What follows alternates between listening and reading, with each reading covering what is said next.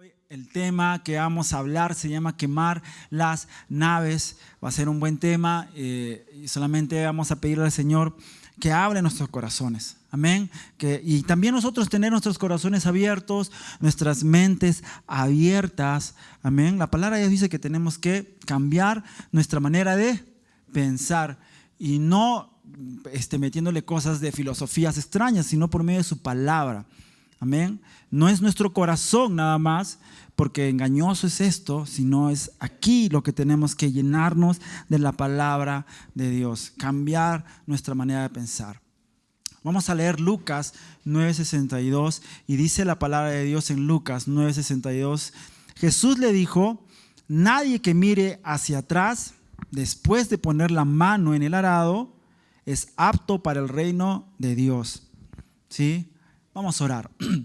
Señor Jesús, te doy las gracias esta mañana. Gracias, Padre, por tu palabra. Gracias, Señor, porque estás con nosotros y tú nos vas a hablar a través de tu palabra, Señor Jesús. Te damos gloria, te damos honra a ti y te pedimos, Señor, que estemos concentrados en tu palabra esta mañana. En el nombre de Jesús. Amén y amén. Oh Dios, danos fuerza, ¿sí? Necesitoso, por favor no se preocupen, ¿ok? Bueno, estaba meditando en esto de quemar las naves. ¿Alguna vez han escuchado esto, quemar las naves? ¿Han escuchado esta palabra? Tienes que quemar tus naves. No sé si no han escuchado. ¿Alguna vez han escuchado eso? ¿Nunca? ¿O quemar los barcos? Bueno, vamos a contextualizar un poco esto de quemar las naves, ¿ok? Cerca del año 335 a.C., o sea, hace tiempo atrás, al llegar a la costa de Fenicia, Alejandro Magno debió enfrentar una de sus más grandes batallas para buscar ampliar su imperio. Ustedes saben que Alejandro Magno conquistó mucho en su época, ¿verdad? Fue un gran conquistador Alejandro Magno. Al desembarcar el ejército en las costas fenicias, se dieron cuenta que los esperaba un contingente armado mucho mayor que ellos. Es decir, cuando llegaron a las costas fenicias, el ejército de Alejandro Magno encontró un ejército multitudinario. Y dijeron: ¿y ahora qué hacemos? Sí, desembarcaron y dijeron: aquí perdimos. ¿Okay? El temor, la duda, la incertidumbre se apoderó del ejército de Alejandro y sintieron que tenían sus horas contadas. ¿Sí? Es como ya perdimos. ¿Okay? Ya aquí perdimos. ¿Sí? En ese momento de desconsuelo, en ese momento terrible ya fuimos, Alejandro Magno dio la orden de quemar las embarcaciones en las que habían llegado a las costas de Fenicia. Su ejército vio cómo se quemaban las naves que los podían hacer volver a casa. Alejandro pronunció un discurso impresionante diciendo: caballeros, ante vuestros ojos están destruyéndose las naves que nos llevarían de vuelta a nuestros hogares. La única ruta que tenemos para volver a casa es el mar, y lo haremos en las naves de nuestros enemigos. Alejandro Magno y su ejército obtuvieron la victoria en aquella batalla y un gran porcentaje de sus hombres volvieron a casa en embarcaciones fenicias. Ellos llegaron a ese lugar y ¿qué hizo Alejandro Magno? Quémame todo porque si no se van a querer regresar. Y no les quedaba otra que enfrentar la situación tal y como se les daba. Por eso es que, si algunos han escuchado eso, voy a quemar. Cuando uno quiere tomar una decisión difícil en la vida, dice: no hay vuelta atrás, quemaré mis naves. No voy a regresar, voy a quemar lo que me haría regresar atrás. Mejor lo quemo.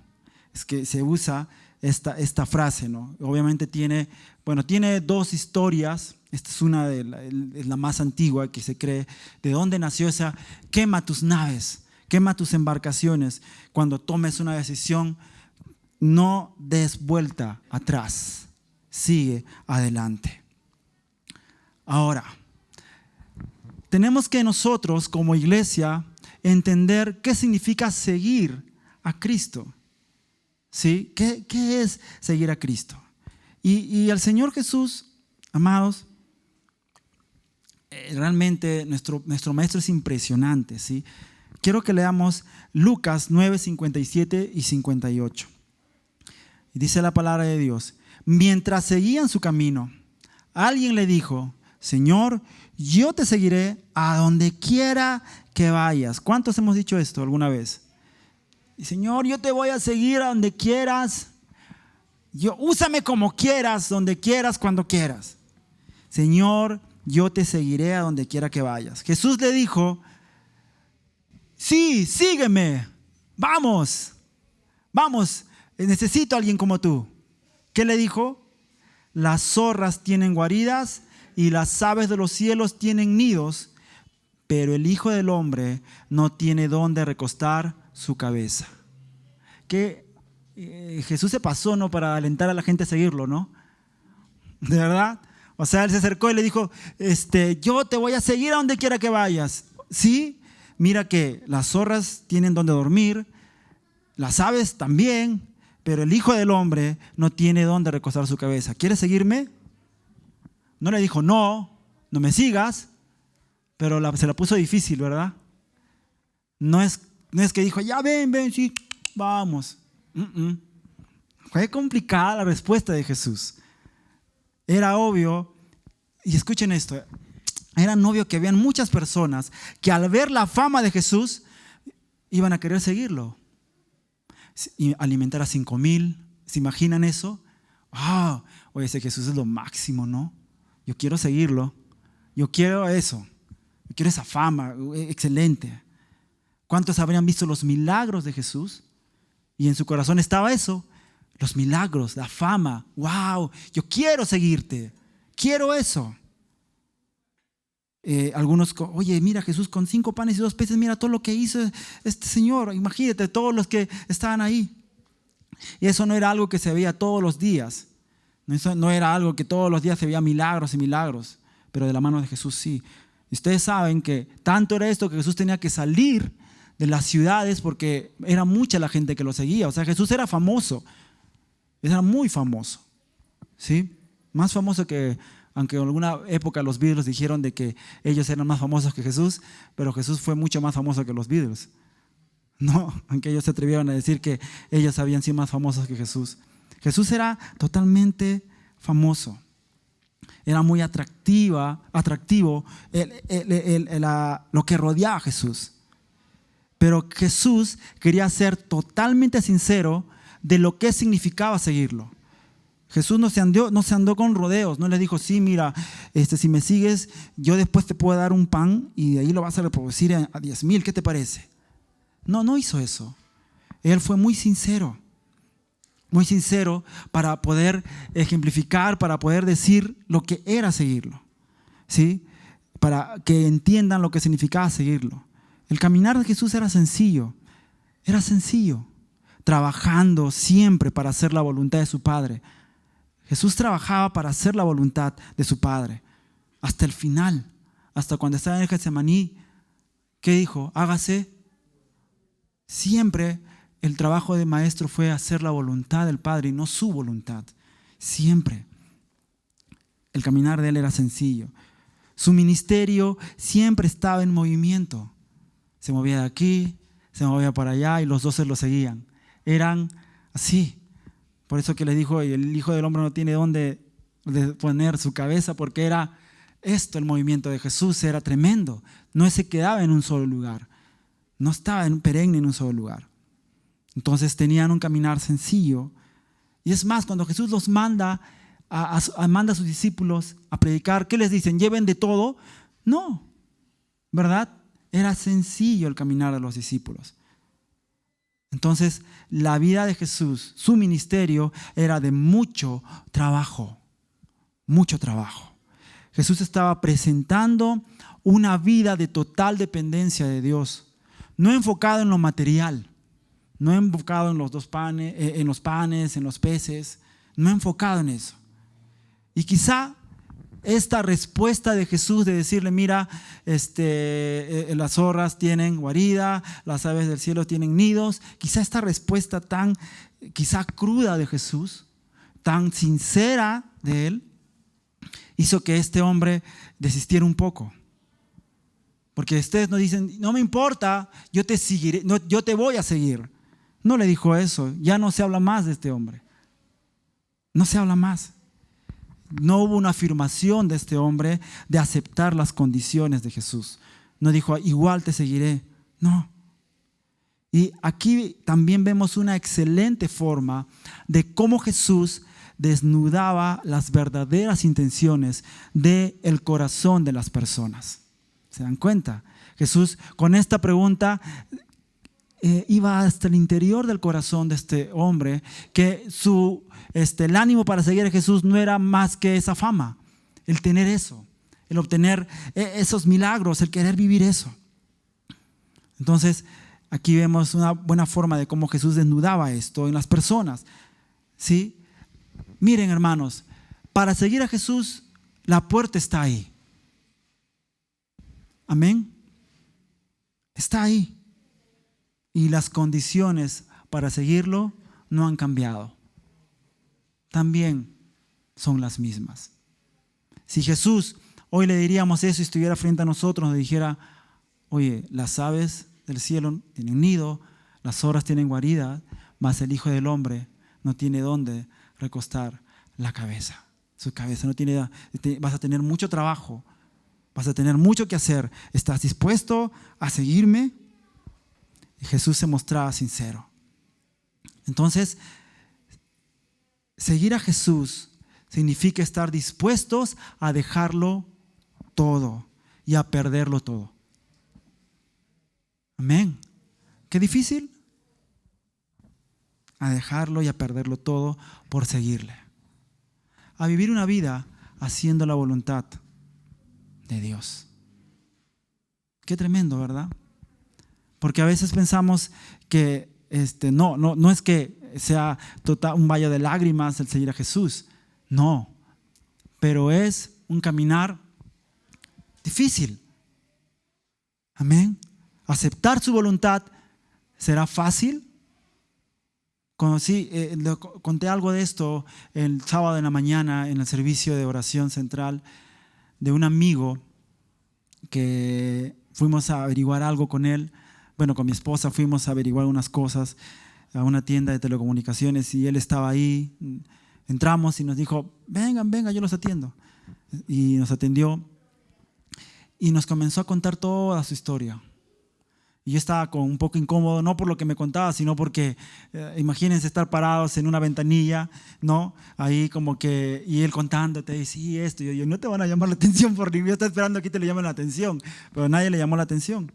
Él seguía contándonos y nos contó, él me dijo, yo estoy aprendiendo a aceptar la voluntad de Dios sobre todas las cosas. Mi hijo, me contaba, mi hijo nació con la espina bífida. Y cuando él estaba en el vientre de su mami, me dijeron que él no iba a vivir. Así, no iba a vivir. Y que era mejor incluso que no nazca. Que lo aborten o que hagan algo. Y él dijo no, que nazca. Y el niño nació, y obviamente nació no sano. Nació con la espina bífida muy marcada, muy grave. Y los médicos le dijeron, vas a operar, en la operación no pasa de la operación. No va a pasar, va a morir. Va a morir. Y el niño tiene 2 años ahora. Vivo. Sigue vivo. Él dice, no camina mi hijo, me dice. No camina. Y sí, cada mañana me levanto diciendo, Señor, ¿y por qué no? A veces me levanto así y digo, Señor, quisiera que camine, pero que se haga tu voluntad. Y yo, la verdad, eso a mí impresionó mi corazón, porque tú lo veías, yo lo veía hablándome a mí con tanta sinceridad, diciéndome, pero ¿sabes qué he aprendido, Abraham? Decirle a Dios que se haga tu voluntad y no la mía. Y eso a mí me destrozó en ese momento. Yo escuché esto y dije, wow. Cuando él me dijo, además, como me dijo un pastor, cuando Él esté en la gloria de Dios, estará caminando. Y acá estaremos, ¿qué? 30, 40 años estarán, tú más, Él cuánto más, no sabemos, pero después nos espera una eternidad con Cristo. Eso le decía el pastor. Y eso, la verdad, que fue una revelación para mi vida en ese momento, porque a veces nosotros nos desvivimos por una vida de 40, 50 años, pero no nos desvivimos por la eternidad. Acá, hermanos, estaremos que de repente una nada a la eternidad que nos toca vivir con Jesús.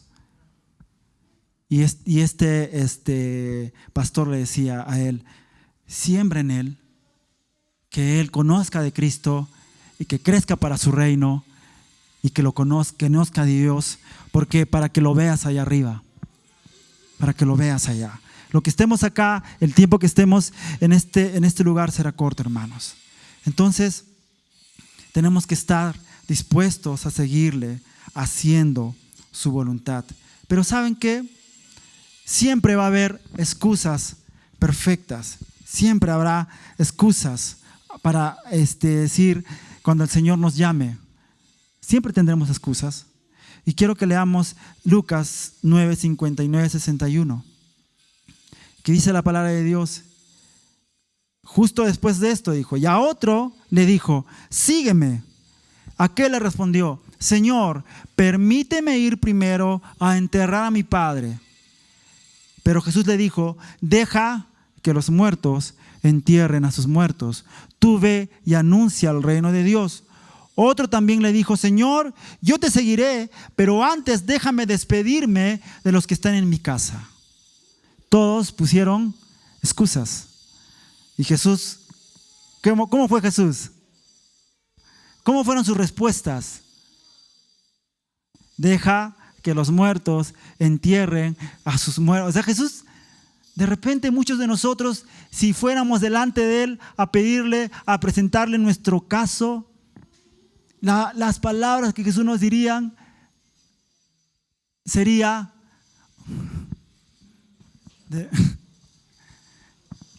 ¿qué dirías tú si el maestro mismo te mira a los ojos y tú le presentes tu caso de vida y él te diría, deja que los muertos entierren a sus muertos? ¿Ah?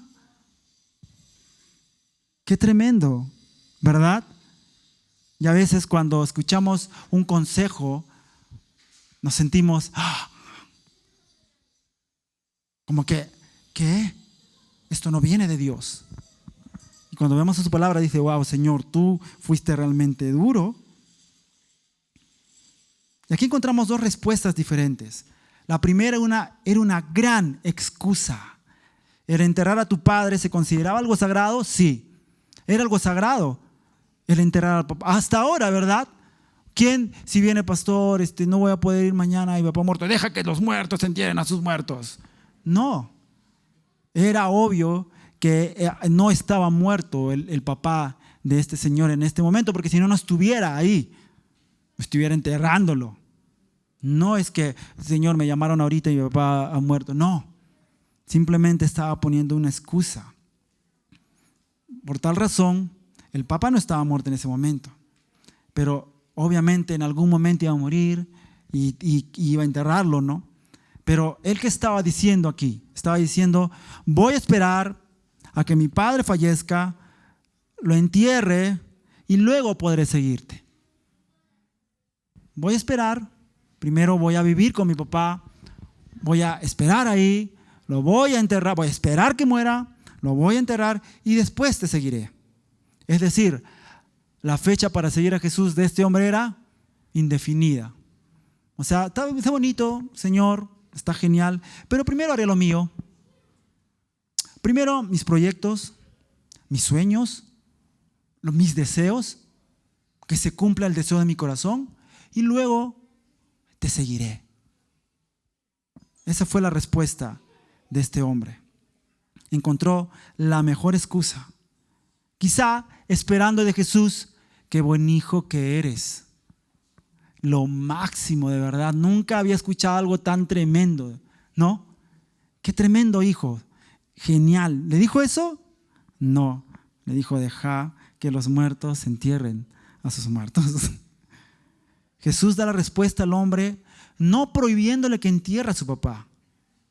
No diciéndole, no, es pecado enterrar a un padre. No, ya que el papá no estaba muerto. Es más, Jesús Cuando ustedes lean la palabra, cuando leen la palabra de Dios, Él fue cuando murió su amigo Lázaro. ¿O no? Él fue. O sea, no es que Jesús está diciendo es pecado que vayan a enterrar a sus muertos, no. Sino que Él sabía la intención del corazón de este hombre en este momento, ¿no? Y no era cualquiera, eran personas que practicaban la fe judía. Por eso es que tenían estas respuestas. ¿Se dan cuenta? A veces cuando más conocemos de Dios, nos llenamos de más excusas. A veces. No siempre. ¿Sí? Pero Jesús no estaba prohibiéndole que entierre a su padre. No, porque no estaba muerto. No, porque no le estaba diciendo sé irresponsable con tu familia. No, sino que estaba llamando la atención de para que se centrara en su llamado. Estaba llamando la atención de este varón, que alguien que conocía de Dios, para que se centre en su llamado. No pongas excusas, céntrate en tu llamado, porque ¿qué le dice después? Tú ve y anuncia el reino de Dios. O sea, era alguien que podía hacerlo, tenía el llamado para hacerlo, pero estaba poniendo excusas. Todavía no, que mi papá envejece, no, ahorita no, después primero lo mío, y de ahí, Señor, te seguiré, de ahí lo daré más. No. Y Jesús le dijo, deja que los muertos digan a sus muertos, tú ve y anuncia, no pongas excusas, céntrate en tu llamado. Esa era la palabra de Dios ahí. Eso es lo que está el Señor diciéndole. Hoy Dios está llamando nuestra atención también. Está llamando mi atención esta mañana, diciéndome, Abraham, céntrate en tu llamado. Muchos estamos tan ocupados que descuidamos el llamado de Dios para nuestras vidas. Estamos tan embebidos de lo nuestro, de nuestros deseos, de nuestros sueños, de lo que queremos en la vida, que olvidamos el llamado de Dios. Lo olvidamos. No olvidamos. Y Dios nos está diciendo esta mañana, no pongas excusas. No pongas excusas.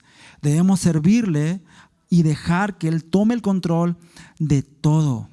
Debemos de cuidar de las necesidades de nuestra familia, sí.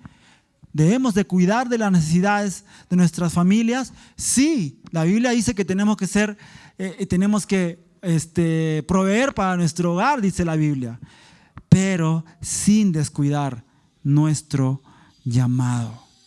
A veces nos desvivimos por cubrir necesidades, por cubrir todo, y descuidamos el llamado que Dios tiene para nuestras vidas. No descuidemos eso. La otra respuesta que vemos es Señor, yo te seguiré, pero antes déjame despedirme de los que están en mi casa. Ese era otro hombre que estaba ahí. Déjame despedirme. Las otras respuestas de aquellas que quieren tener sus últimas despedidas con el mundo. Que están ahí, ¿no? Y el Señor les está llamando y voy a disfrutar un poquito todavía del mundo y después déjame despedirme de esto y de ahí vengo.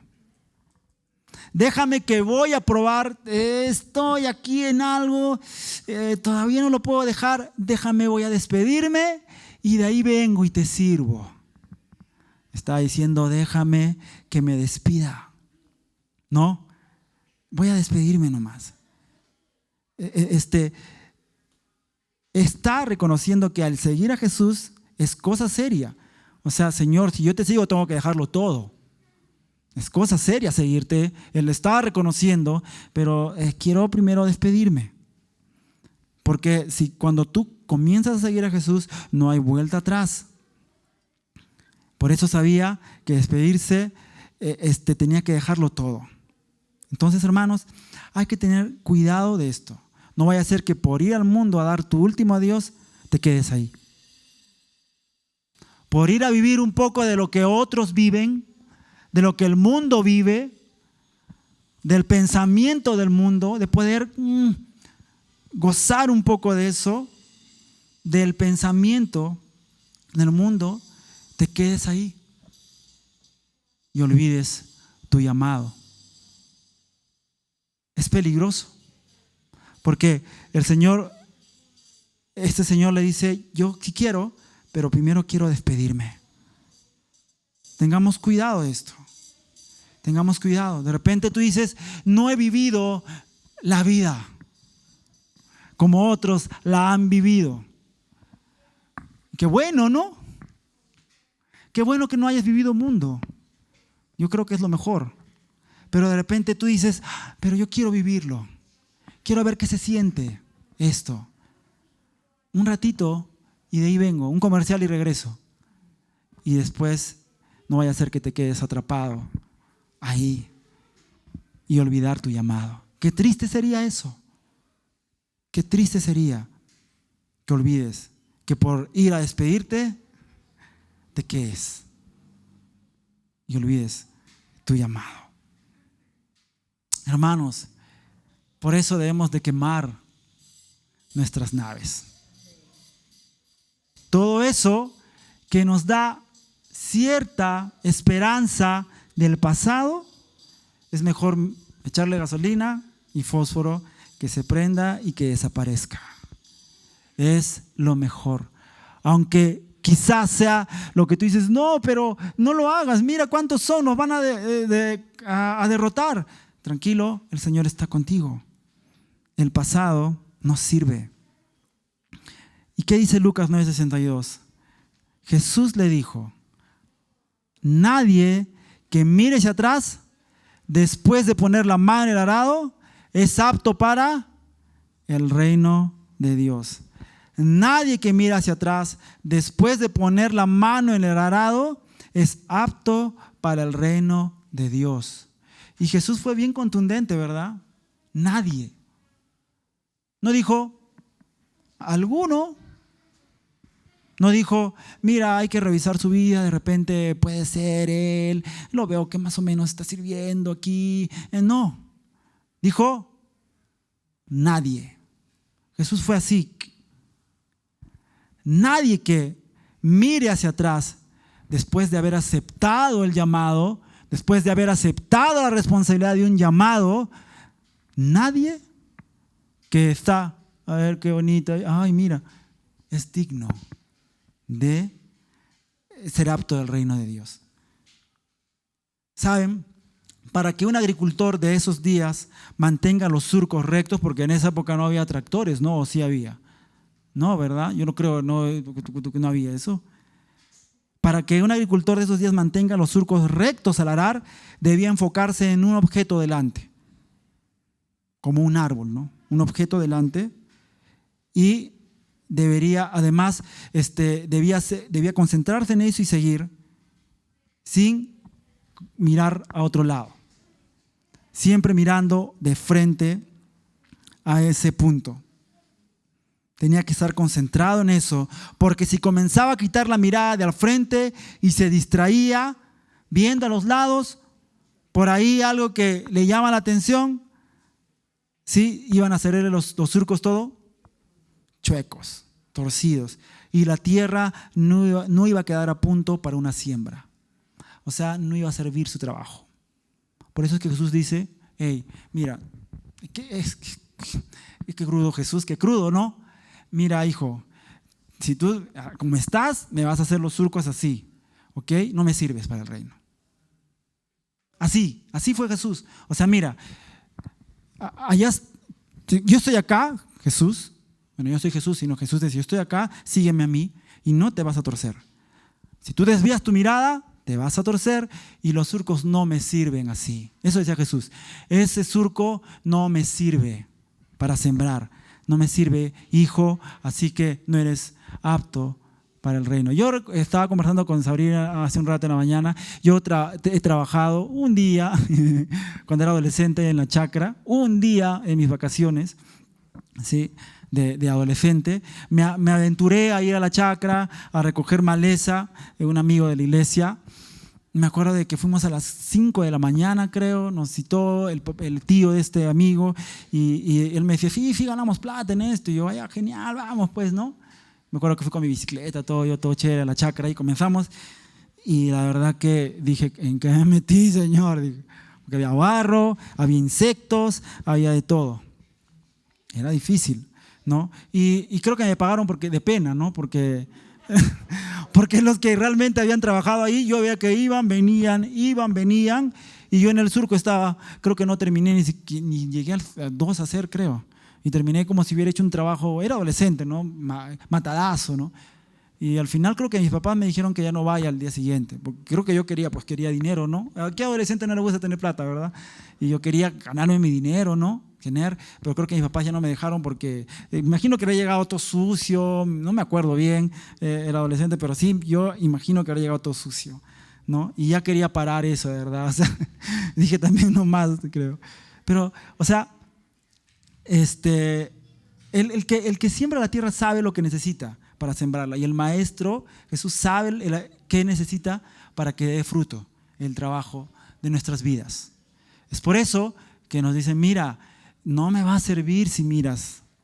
No me va a servir si miras al costado. No me va a servir si miras atrás. Ese surco va a salir chuequito y así no me sirve. Yo le aseguro que un agricultor contrata a alguien y ve que hace mal su trabajo, ¿qué hace? Oh, sí, ya, está bien, ya. Sí, vente mañana, ¿qué importa? Mañana no lo llama. Al día siguiente no lo va a llamar. Y el Señor es celoso de su obra. Él cuida su obra. Amén. Así que Él, nuestro Dios, no va a perder lo que Él va a sembrar por alguien que quiere estar mirando atrás o al costadito. No lo va a hacer. Porque te ama y hay una gran responsabilidad y ama a los otros que vendrán. Amén. No te desvíes, no mires a los lados, te van a salir torcidos los surcos y no va a servir. Así que nosotros como seguidores de Jesús, Él debe ser el punto donde debemos enfocarnos. Jesús, Jesús, Jesús. Tomar la decisión de seguir a Jesús y no quitar nuestra mirada de Él. Amén. Ya que si la quitamos, no seremos dignos de sembrar la semilla del Evangelio. Porque aquel que no sabe arar, tampoco sabe sembrar. Así es. El que no sabe arar no está preparado para sembrar. Un comentarista dijo lo siguiente cuando estaba haciendo el tema y lo leí y dijo: ningún labrador jamás hará un surco recto mirando sobre su hombro. Eso escribió. O sea, nadie intenta caminar así. Yo una vez intenté caminar cerrando los ojos. No se puede. Ahora que el que continuamente vuelve los ojos atrás, pronto también comenzará a voltear los pies y por último se alejará del camino. Esto es lo primero. Después es esto y después es eso. Tengamos cuidado. Nuestro Dios es sabio. Por eso nos dice. Amén. Debemos deshacernos de toda posibilidad que nos permita volver al pasado. Como decía el apóstol Pablo en Filipenses 3:13-14, olvidando lo que queda atrás. ¿Qué dice el apóstol Pablo? Sigo avanzando. ¿Qué tengo que hacer para seguir avanzando? Olvidando lo que queda atrás. Si no olvido lo que queda atrás, no voy a avanzar. Así de sencillo. Deshaciéndome del pasado, voy a extenderme al futuro. Amén. En Efesios 4:22 dice lo siguiente: con respecto a la vida que antes llevaban, se les enseñó que debían quitarse el ropaje de la vieja naturaleza, la cual está corrompida por los deseos engañosos. Dios nos está diciendo: hey, esto ya no, lo pasado, ¿qué haces vistiéndote de nuevo con eso? Es como si yo te dije que eso ya no te sirve. O cuando mi esposa a veces me dice, ese polo ya no, ¿no? Eso pertenece al pasado, sácatelo. Así, el Señor te dice, hey, ¿qué haces poniéndote eso de nuevo? ¿Qué haces de nuevo vistiéndote con el pasado? ¿Qué haces haciéndolo? Dios está llamando hoy la atención de tu vida, amada iglesia, y que me ves. ¿Qué haces? De nuevo tratando de ponerte la ropa que dije que te quites en el pasado. ¿Qué haces? Te dije, quítate, porque eso pertenece al pasado. No te dejes corromper por los deseos engañosos. El Señor nos pide tomar una decisión radical al seguirlo, y es dejar el pasado atrás. Quizá en algún momento de tu vida decidiste tomar el arado para comenzar a seguir a Jesús y mirar hacia atrás, y eso te hizo detener. Pero hoy el Señor vuelve a llamar la atención de nuestras vidas para decirte: hey, yo quiero que tomes el arado una vez más para que me sigas, pero sin reservas y sin ninguna condición. Hermanos, cuando nosotros decidimos seguir a Jesús, no podemos ponerle condiciones. No podemos no decirle: Señor, mira, pero aquí están mis requerimientos. Si no, no te puedo seguir. Jesús nos dirá: ok, vuelve el año que viene cuando estés dispuesto a seguirme de verdad.